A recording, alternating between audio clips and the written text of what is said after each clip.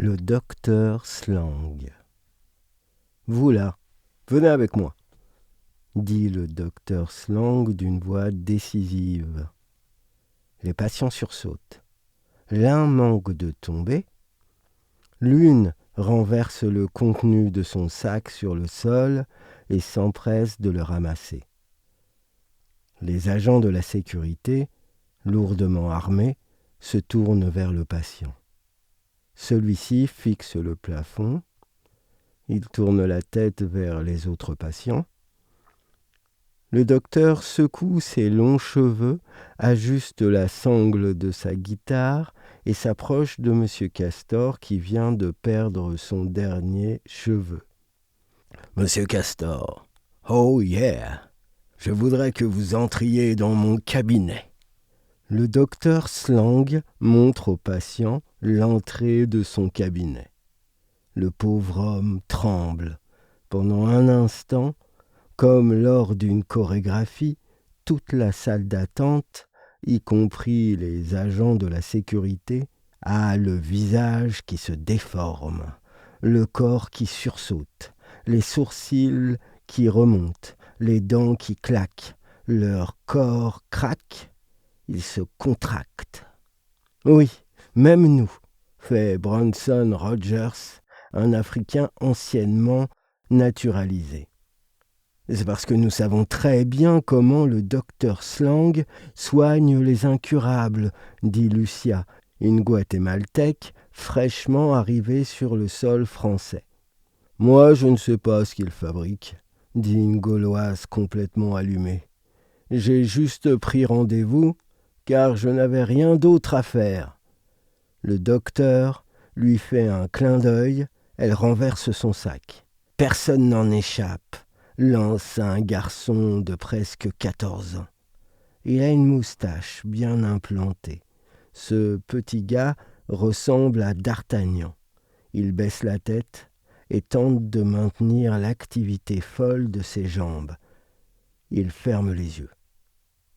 Les agents de la sécurité traînent M. Castor dans le cabinet du docteur Slang. La porte se referme violemment derrière lui. Tous les patients et les agents de la sécurité échangent des regards inquiets. Les agents de la sécurité s'appuient contre le mur. La Gauloise renverse une nouvelle fois son sac.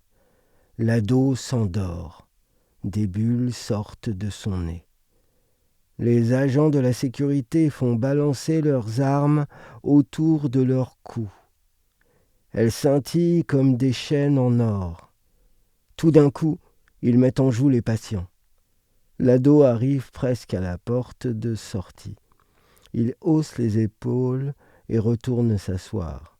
Un homme d'une 50aine d'années rampe vers la sortie. Il voit une mitraillette lui chatouiller le bout du nez. « Faut pas qu'il s'inquiète, nous sommes des professionnels, » répète Bronson.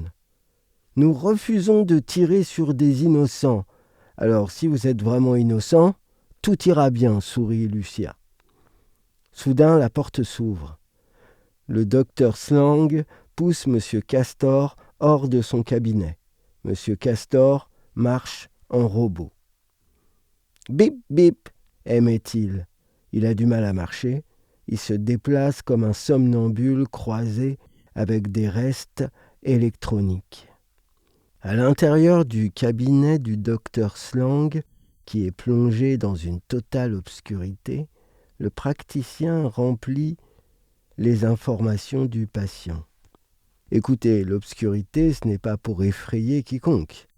Loin de moi cette intention, c'est pour les conserver, pense le docteur Slang. Le docteur Slang appuie sur le bouton de son ordinateur. Une publicité démarre. C'est le docteur Slang depuis un endroit qui ressemble au paradis. Bonjour la Terre. Je suis le docteur Slang. Aimeriez-vous vivre plus longtemps ? Alors, ne zappez pas, car j'ai mis au point une nouvelle technique de soins. Vous n'avez plus aucun espoir ? C'est simple. Je vais vous greffer une nouvelle âme. Vous avez tout essayé, pas de problème. Vous avez un pied dans la tombe, on fait marche arrière. Quand il ne reste plus aucun espoir, il y a le docteur Slang. Ne vous inquiétez plus, tout patient qui refuse de passer par la case fin de vie est immédiatement orienté vers mon service. Fini les tracasseries administratives, plus besoin de votre accord, de toute façon vous êtes foutu. Foutu pour foutu, bienvenue dans le cabinet du docteur Slang. La vie toujours, toujours la vie. À la fin de la publicité, le docteur Slang prend sa guitare et se met à chanter au loup en changeant de gamme. Monsieur Castor marche dans la rue. Les passants s'écartent. Il entre dans une rame de métro totalement vide. Il sort du métro, un pas après l'autre. Il est maintenant au pied d'un immeuble gigantesque, dans un état vétuste. Des voitures qui sont passées de mode sont garées de manière anarchique. La pelouse ne pousse presque plus. Les poubelles dégoulinent. Une femme marche lentement avec un cabas rempli de courses. Elle pose son cabas, élève la tête vers l'immeuble de 300 étages. Elle baisse de nouveau la tête. Monsieur Castor a une crise de rire. Sa main s'agite d'elle-même. Sur l'ascenseur, il y a une pancarte. En panne. Monsieur Castor pose le pied sur le premier étage. Il s'appuie contre le mur. Il écarquille les yeux. Le souvenir de la dernière fois qu'il a pris l'escalier clignote. La lumière s'était éteinte. Il s'était écroulé au 212e étage. Il avait fallu qu'il se frotte très fort les jambes s'il ne voulait pas finir sa vie dans l'escalier. Il grelottait à cause de la panne d'électricité qui avait entraîné une panne de chauffage. Castor regarde les étages supérieurs. Il maintient fermement sa main sur la rambarde. Il transpire. Il se revoit enlever ses chaussures et découvrir des cloques sous ses pieds. Il avait fixé longuement son horloge mécanique. Elle indiquait 17 heures. La dernière fois qu'il avait jeté un œil à sa montre, il avait le nez collé à la pancarte de l'ascenseur. Il était midi. Il était complètement trempé. Il avait foncé dans les toilettes. Il en était ressorti 1 heure plus tard. Monsieur Castor tourne la tête vers l'étage inférieur. Comme je n'avais plus d'âme humaine, j'ai bricolé quelque chose avec une âme de castor. Avant, ce monsieur s'appelait Jacqueline Pro. Suite à l'opération, il a dû refaire tous ses papiers. « Je ne suis pas Dieu », déclare le docteur Slang, avant d'ouvrir la porte de son cabinet. « Coucou, c'est moi », dit-il en surgissant dans la salle d'attente. « Oh, oh, oh, j'ai failli tirer, dit Lucia. « Oh, tu sais que ça m'est arrivé, dit Bronson. C'était lors de mon dernier emploi. » Lucia est tellement soulagée qu'elle croise sa mitraillette avec celle de Bronson. Le docteur Slang fronce les sourcils.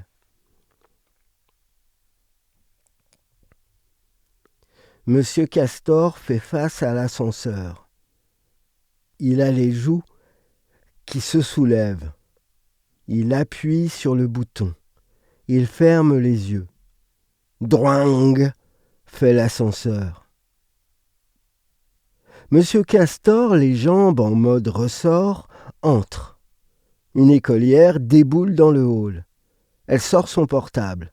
Elle ouvre une application. « Allez-y, monsieur Castor, je prendrai le prochain. »« Vas-y, Castor, j'attends quelqu'un, » répète Émilie. Elle sourit en montrant toutes ses dents et en hochant la tête. Monsieur Castor entre dans l'ascenseur. Émilie lance son application. Monsieur Castor est projeté en l'air. Il se cogne au plafond. Il retombe sur le sol. Il tente de se tenir. Il tend son bras pour appuyer sur le bouton rouge. Émilie appuie sur son application. La porte s'ouvre. Monsieur Castor est arrivé. Ses os sont sortis de son corps. C'est une véritable bouillie. Dans le couloir, un écran s'allume. Ce n'est pas pour me vanter, mais mon invention est géniale. Malgré les dommages que le corps peut subir, il se recompose. Oui, parce que le sujet est réactivé par sa nouvelle âme, bien sûr. Tous les citoyens peuvent contrôler les appareils à distance. Imaginez une modification de trajectoire par le GPS. Badaboum! Les voitures, mais aussi les avions. Mais le docteur Slang a trouvé la parade. Pour vous, les humains, qui voulez vivre le plus longtemps possible, en ces temps où une gamine de 6 ans peut interrompre le fonctionnement des feux tricolores, tout peut arriver. Monsieur Castor est devant son poste de télévision. Il a les yeux écarquillés. La lumière s'amplifie. Le son déborde. Castor a des mouvements de recul. Il lève les poings en face de son visage. Le taux de mortalité a encore augmenté, dit la speakerine dont le plateau est plongé dans l'obscurité. Des agents de sécurité allument la torche de leur mitraillette. Ils se mettent en position pour la protéger. « Nous, » commence-t-elle à dire. L'écran s'éteint. C'est le noir total dans l'appartement. Il n'y a plus d'électricité dans l'immeuble. Des pas rapides sur la moquette de monsieur Castor. Clic! Fait sa porte d'entrée. Un sifflement fortement anxiogène se fait entendre venant de la porte. Un groupe d'adolescents entre. Ils portent des masques de clown. « Monsieur Castor !» ronronne Émilie. Monsieur Castor se tient en équilibre sur la rambarde du balcon. « Icare, je veux dire un Icare moderne !» avait-il demandé au docteur Slang. Alors que les clowns se précipitent sur lui, Castor se jette de l'immeuble. Castor tombe à pic. Il remonte. Castor plane. Il se maintient en altitude. Ce n'est plus qu'une âme. Elle sait parfaitement où elle va.